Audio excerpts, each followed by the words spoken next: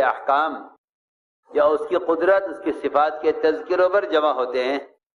فرشتے اپنے پروں سے آسمان ان کو گھیر لیتے ہیں، اور اللہ رب العزت ان سے بہتر مخلوق میں ان کا ذکر فرماتے ہیں۔ ابن عباس رضی اللہ تعالیٰ فرماتے ہیں کہ ذکر اکبر یہ ہے کہ اللہ ہمارا ذکر کرے، اللہ ہمارا ذکر کرے۔ تو میں نے عرض کیا کہ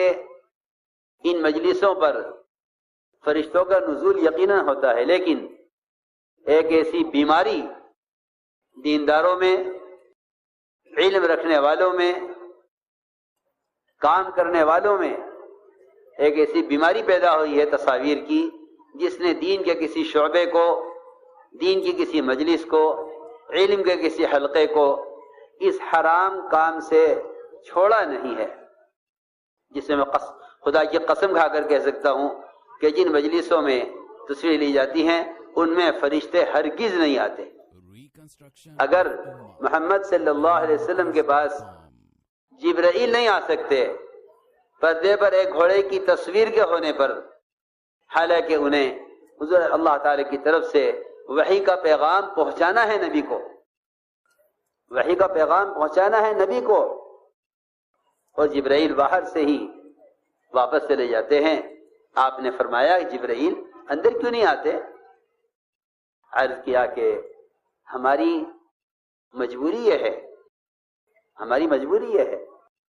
کہ ہم اس گھر میں داخل نہیں ہو سکتے،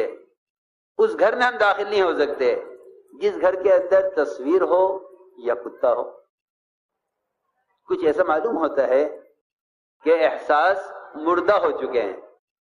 اور یہ دینی مجلسیں ایک عادت، ایک پروگرام، ایک میلہ اور ایک غفلت کا معمول بن کر رہ گئے ہیں۔ کسی دینی مجلس ہو، علمی مجلس ہو، ایسا معلوم ہوتا ہے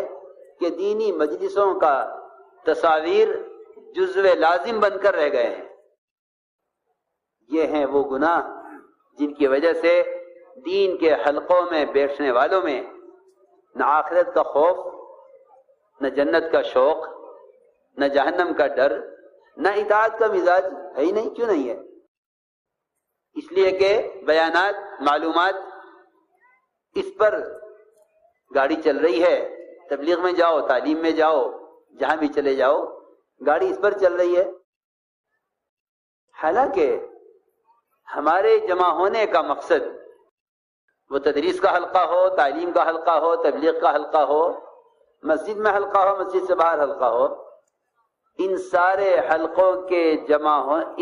حلقوں پر جمع ہونے کا اصل مقصد فرشتوں کے پروں میں رہنا تھا، جس سے ہمارے اندر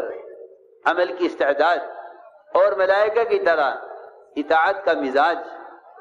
اور ملائکہ کی طرح معصیت سے اجتناب اور فرشتوں کی طرح اللہ تعالی کا حکم کو پورا کرنے کی استعداد پیدا ہوتی۔ لیکن ہم نے ان علمی مجلسوں میں ہر وہ کام کیا جس سے فرشتوں کا نزول ان مجلسوں میں نہ ہو سکے۔ اس سے ذرا اندازہ کریں نا کہ اگر جبرائیل وحی پہنچانے کے لیے، جن کا آپ سے ملنا انتہائی ضروری ہے اور اترتے اسی لیے ہیں آسمان سے، اور باہر سے ملاقات کر کے چلے جائیں اور گھر میں اندر نہ آئیں، تو اس سے ذرا غور کریں اور سمجھتے ہیں کہ یہی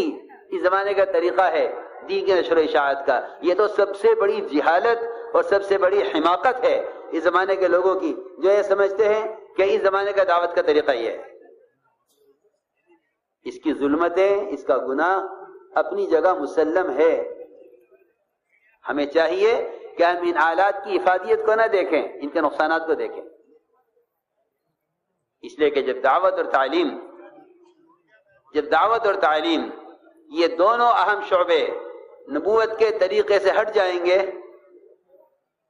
تو ان کے نقصانات ہمیں اطاعت سے، عبادت سے، ان سب سے روکنے کا سبب بنیں گے۔ اس لیے کہ جو عمل خلاف سنت ہے وہ عمل مردود ہے، جو عمل خلاف سنت ہے بے اثر ہے۔ اس لیے میں نے عرض کیا کہ تعلیم اور دعوت جو دو بنیادی سبب ہیں، جو دو بنیادی سبب ہیں اللہ کی اطاعت پر آنے کے لیے، تعلیم اور دعوت جو دو بنیادی سبب ہیں اللہ کی اطاعت پر آنے کے لیے، اس سبب کو بھی اطاعت پر لاؤ۔ یہ مت کہو کہ اس زمانے کا طریقہ یہ، اس زمانے کا طریقہ وہ تھا، بلکہ سنت ضابطہ ہے، اور ضابطہ زمانے کے اعتبار سے بدلتا نہیں ہے، ضابطہ زمانے کے اعتبار سے بدلتا نہیں ہے۔ یہ نہیں کہہ سکتے ہم کبھی بھی کہ وہ اس زمانے کا طریقہ تھا، یہ زمانے کا طریقہ ہے۔ قرآن میں اللہ نے سنت کو ضابطہ کہا ہے، سنت کو ضابطہ کہا ہے، سنت نہیں بدلتی، یعنی ضابطہ نہیں بدلتا۔ حضور اکرم صلی اللہ علیہ وسلم کی کسی سنت کا کوئی قیامت تک متبادل نہیں لا سکتا کہ یہ سنت کا متبادل ہے۔ اگر آپ کی وفات کے بعد سے لے کر قیامت تک امت کے مخلصین، مجاہدین اور امت کے بہترین لوگ ایسے خیر کے کام کر لیں جس سے اللہ بھی راضی ہو جائیں اور اس سے عام امت کو نفع بھی ہو جائے، تب بھی خدا کی قسم سب مل کر صرف محمد صلی اللہ علیہ وسلم کے استنجے کی لائن کی سنت کا نور اپنی محنت میں نہیں لا سکتے، جب تک ان کا یہ عمل محمد صلی اللہ علیہ وسلم کے عمل کے پوری طرح تابع اور پوری طرح اس کے مطابق نہ ہو۔ ہم حیران ہیں کہ دعوت کی نسبت پر جمع ہوتے ہیں، چھوٹی سی مجلس، چھوٹا سا حلقہ، چھوٹا سا کہیں پروگرام ہو اور اس کی تصاویر نشر کرتے ہیں، حالانکہ حضور اکرم صلی اللہ علیہ وسلم نے وہ اذان، وہ نماز جس کا وقت متعین ہے اور جس کا وقت محدود ہے، میری بات توجہ سے سننا، جس کا وقت متعین ہے اور جس کا وقت بہت محدود ہے، اس نماز کے لیے لوگوں کو جمع کرنے کے واسطے اگر صحابہ کرام نے ڈھول بجا کر اس کی آواز پر یا سارنگی بجا کر اس کی آواز پر نماز کا اعلان، صحابہ کی رائے تھی کہ نماز کا اعلان کرنے کے لیے ان کو استعمال کر لیں، کیونکہ ایک ایک گھر پر جانا پڑتا ہے اسے نماز کے لیے لانے کے لیے، جو پہلے آ جاتا ہے وہ آخر آنے والے کا انتظار کرتا ہے۔ صحابہ نے عرض کیا ہمارے یہاں لوگوں کو تقریبات پر، پروگرام پر جمع کرنے کا یہ معمول ہے، اگر آپ اجازت دیں تو ہم لوگوں کو نماز کے لیے جمع کرنے کے لیے، میں عرض کر چکا ہوں کہ نماز کا وقت بہت محدود ہے، اس میں لمبے انتظار کی گنجائش نہیں ہے، نماز قضا ہو جائے گی۔ نماز جو اسلام کا رکن ہے، جس کے بغیر مسلمان ہو نہیں سکتا،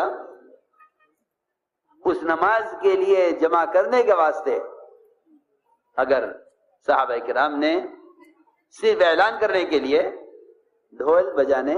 یا سارنگی بجانے کو، یا یہ کہ ہم آگ جلا دیں، دھواں اٹھے اور لوگ اس دھوئیں کو دیکھ کر نماز کے لیے آ جائیں، لوگوں سے کہہ دیا جائے گا کہ ہر نماز کے وقت میں دھواں اٹھے گا اور لوگ اس دھوئیں کو دیکھ کر سمجھ جائیں کہ نماز کا وقت ہو گیا۔ فرمایا کہ نہیں، آگ جلا کر جمع کرنا مجوسیوں کا طریقہ ہے، ڈھول بجا کر جمع کرنا یہود کا طریقہ ہے، سارنگی بجا کر جمع کرنا نصارہ کا طریقہ ہے۔ ہم امت کو دعوت عبادت پر لانے کے لیے ان کے طریقے اختیار نہیں کریں گے۔ یہ اصول جس طرح خدا کی قسم دور نبوت میں تھا، یہ اصول قیامت تک کے لیے ہے۔ یہ باتیں میں ان سے کہہ رہا ہوں جو سمجھتے ہیں کہ اس زمانے کا طریقہ دعوت یہ ہے۔ اگر طریقہ دعوت بدلے گا، خدا کی قسم اللہ تعالیٰ کی نصرتیں رک جائیں گی،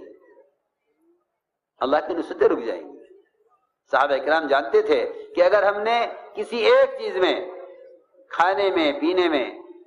بیاہ و شادی میں، کسی ضرورت میں اگر آپ کی سنت، آپ کے طریقے سے ذرہ برابر انحراف ہوا اور ذرہ برابر ہم اس سے ہٹے، تو جو وعدے ہیں وہ پورے نہیں ہوں گے، جو وعدے ہیں وہ پورے نہیں ہوں گے، اور جو تربیت ہے وہ حاصل نہیں ہوگی، اور جہاں وہ پہنچے ہیں وہاں ہم نہیں پہنچ سکیں گے۔ اس لیے میری درخواست یہ ہے کہ اس پورے اجتماع میں ہم اس شیطان کو بند کر کے رکھیں، اور اس یقین کے ساتھ کہ اگر میں نے یہ حرکت کی تو میں ہی نہیں، اس پورے اجتماع کا جو فرشتوں کے نزول کے نہ ہونے کی وجہ سے نقصان ہوگا، اللہ اس پر میری پکڑ کریں گے، اللہ اس میں میری پکڑ کریں گے کہ تو ذریعہ بنا ہے۔ میں کل کہہ رہا تھا مشورے والوں سے، میں نے کہا یوشع بن نون نے اپنی جماعت میں اعلان کر دیا تھا کہ ایسا آدمی ہمارے ساتھ نہ جائے جس نے مکان تعمیر کر لیا ہے، چھت نہیں ڈالی ہے، یا جس نے نکاح کر لیا ہے، شادی نہیں کی ہے، وہ ہمارے ساتھ نہ جائے، کیونکہ اس کا اپنے مکان اور شادی کا فکر، اس کا اثر پوری جماعت پر پڑے گا، اس کا اثر پوری جماعت پر پڑے گا۔ یہ وہاں نکاح کر کے رخصتی نہ ہونے کی وجہ سے اور دیواریں بنا کر چھت ڈالنے کی وجہ سے مکان اور بیوی کی فکر میں رہے گا، اس کی اس غلط فکر کا اثر سارے مجمع پر، پوری جماعت پر پڑے گا۔ اس لیے فرمایا کہ ایسا آدمی ہمارے ساتھ نہ جائے جس کو نکاح کر کے بیوی کے لانے کا فکر ہو، یا جس کو دیواریں کھڑی کر کے چھت ڈالنے کا فکر ہو، وہ ہماری جماعت کے ساتھ نہ چلے۔ وہ اپنی ایک فکر پر ایسے مجموعے کو لے کر چلنا چاہتے تھے کہ جس پر رکھ کر اللہ رب العزت ملکوں کی ہدایت کے فیصلے کریں۔